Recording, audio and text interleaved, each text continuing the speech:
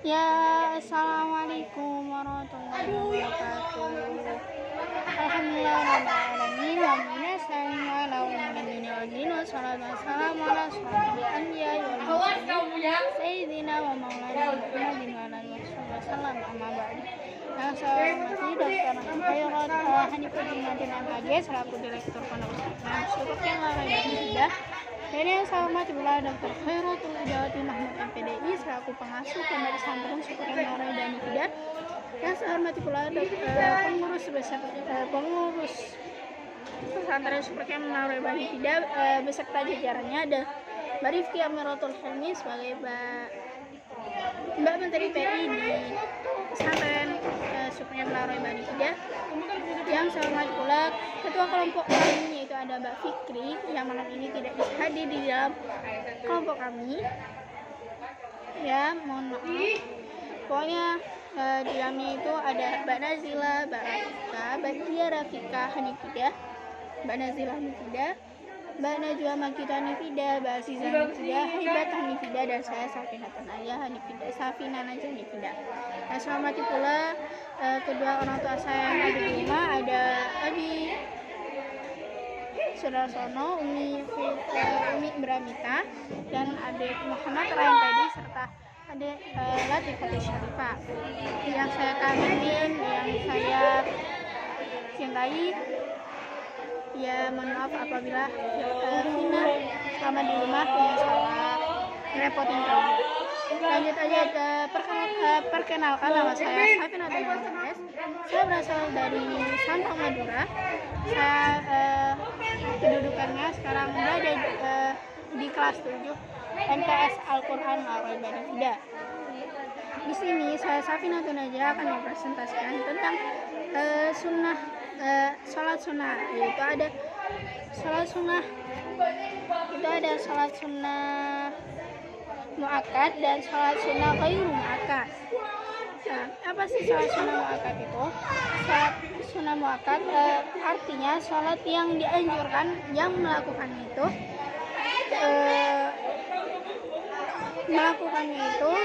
yang pokoknya tidak pernah ditinggal oleh Nabi Muhammad SAW, dan bahwa dia itu dilaksanakan secara berjamaah, dan ada pula yang dikerjakan dengan cara sendiri.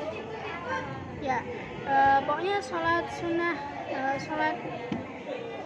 sholat Idain Idul Fitri yang biasanya kita sebut pertama dari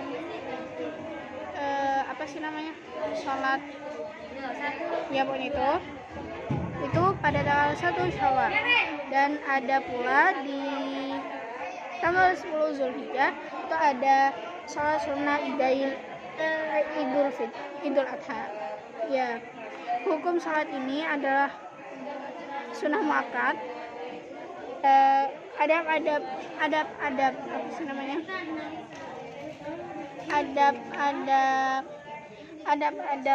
sholat idain itu yang pertama itu ada mandi dan memakai wangi-wangian. Yang kedua itu ada makan sebelum berangkat sholat, ya pokoknya berangkat sholat kalau pada Idul Fitri, dan tidak diperbolehkan tidak diperbolehkan makan jika dia itu pada Idul Adha, tidak diperbolehkan. Terus yang ketiga itu ada takbir pada malam hari sebelum Idain. Sholat Idain atau kaum muslimin yang dianjurkan oleh mereka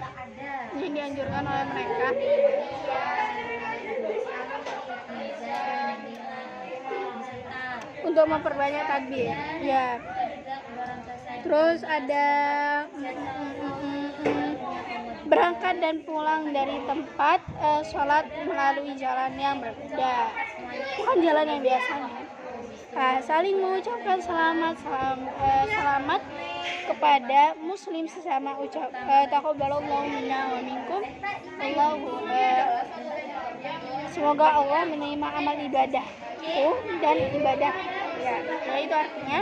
Terus ada pula tidak berlebihan dalam makan, minum, dan hiburan.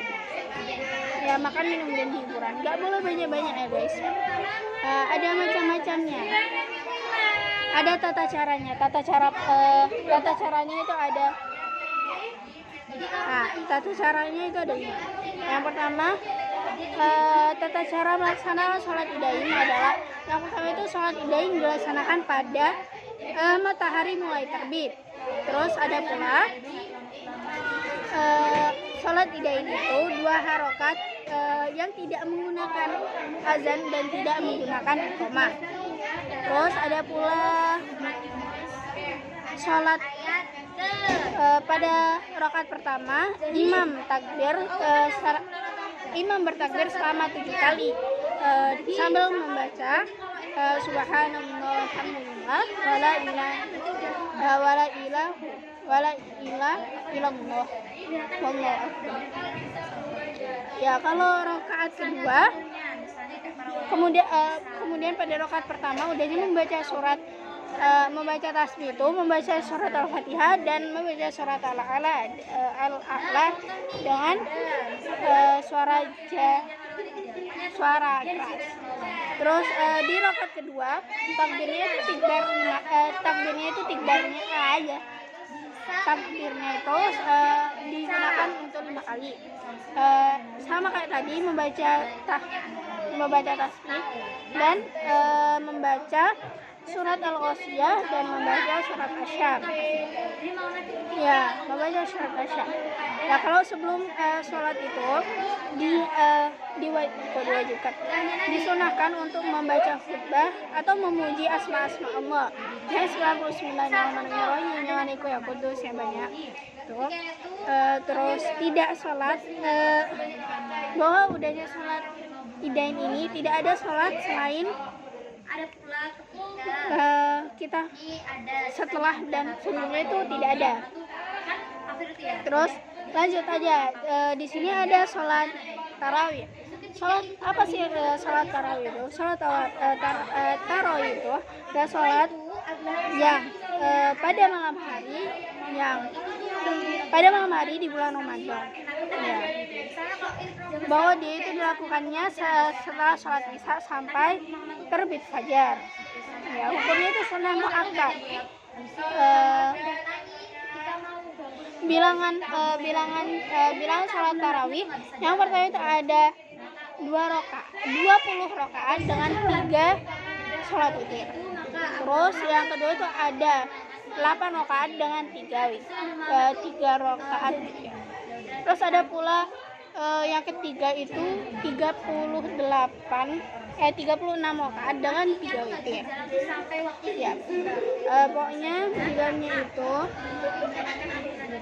jumlah sholat tarawih ini apa sih namanya, tidak terbatas. Dan saatnya ketiga menit tempat khas. Apa ini? Kejadian luar biasa dari seorang nabi, calon bukan.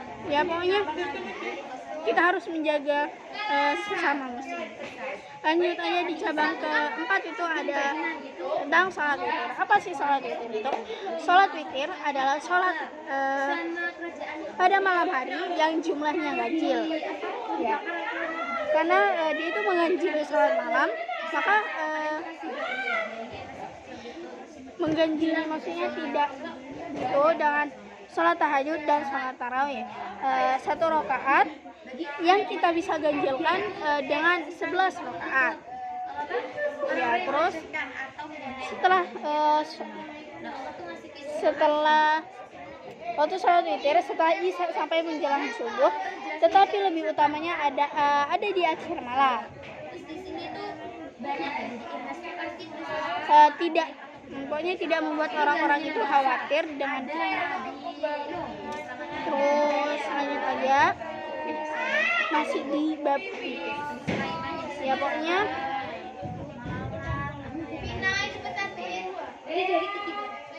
terus yang pertama itu ada rakaat pertama itu ada membaca surat Al-Fatihah dan membaca surat Al-A'la.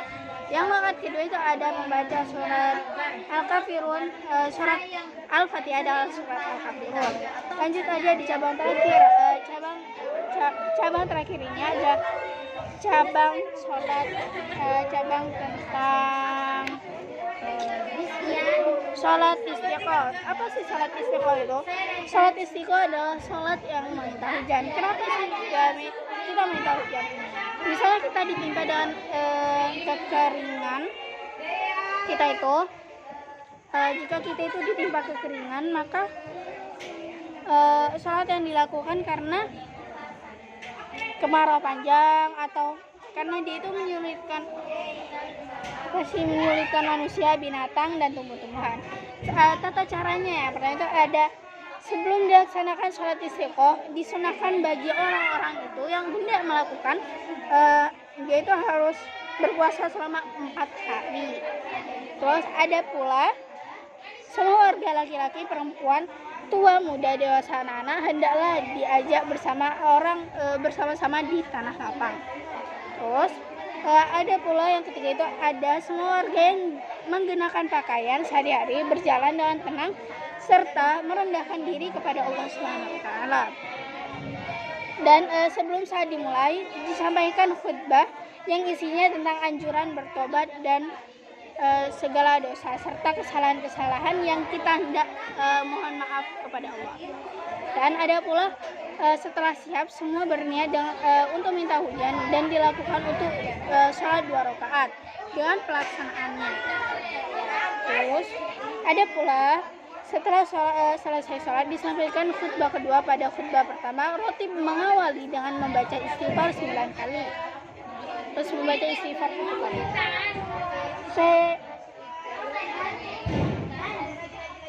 Sekian dari saya.